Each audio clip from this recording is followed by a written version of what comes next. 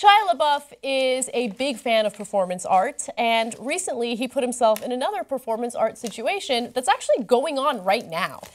He has created a project known as All My Movies, and what he's planning on doing is live streaming himself watching 27 of his movies in reverse chronological order.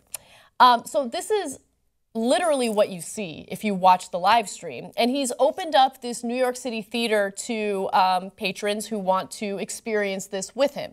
Now, there's only room for about 50 people, so there's this huge line of people trying to get in. And they've been waiting for hours, if not days at this point, just to be part of this whole situation. So anyway, after spending about 24 hours camped at the Angelika Film Center in Houston Street in Manhattan, apparently his whole project was going strong. He was watching one of his movies.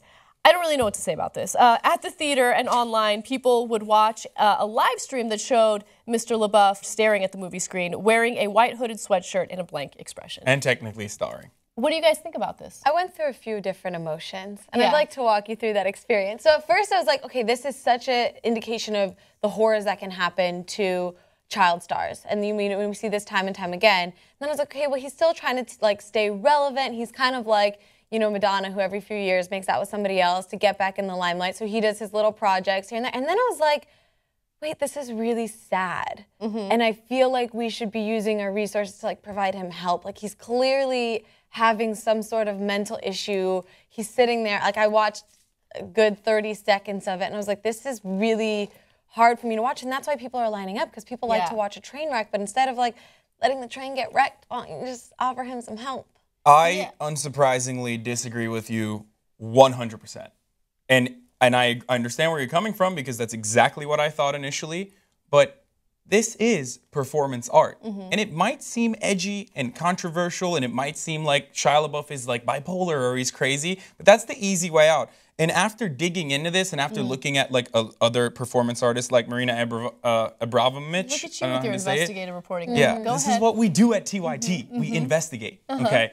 And looking at other performance artists, like this is not unusual at all. And also, every single antic that Shia LaBeouf has been involved in since like that whole inception of like I'm sorry hashtag, like that whole since the beginning of that, has always been conducted carefully by 3 artists: Shia LaBeouf and Turner and this I think Swedish artist named Runko. So you can see all the works featured on this website called LaBeouf, the LaBeoufRunkoTurner.com features all of these as art. These are all carefully conducted performance pieces. And I think this is just another one of his latest installations that deeply looks into either his self-obsession, like or our obsession with celebrity culture. Yeah, I don't know what's going on in his mind. So I feel uncomfortable saying that he might need, you know, mental health care or something like that.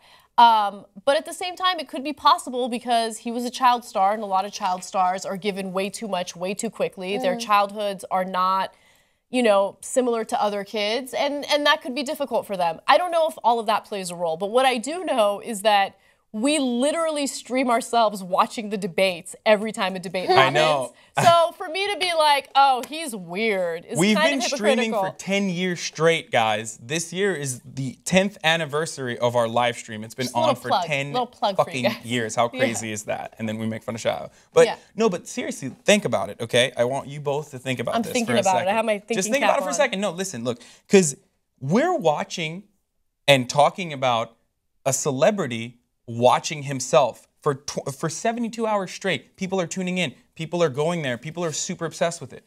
Like, yeah, that's a good point. But if it was like another like run-of-the-mill celebrity, I don't think we would be talking about it. Like, okay, that's weird, and we would move on. But the reason we talk about it and the reason that we start questioning certain things about him is because he has had so many run-ins with law enforcement and drugs and alcohol and things like that. And that's why people are saying, you know, kind of jumping into the conclusion like, oh, maybe he is on the, you know, James Franco says, you know, he thinks he's on the verge of a nervous breakdown or something like that. So it's different than just your average run-of-the-mill, either, you know, live streaming or performance artist. Because I have nothing against performance art, but I think in this case, the way that he's going about this, I worry about. I think he's using his influence I think he's using his influence over this massive crowd of people, and us included, in a positive way, where he's trying to and I don't even know what his message is. He might be batshit crazy, but I do feel like... So we don't know if it's a positive or a negative yeah, message. we don't know what kind of message he's trying to portray, but it makes me think about it. It makes me think whether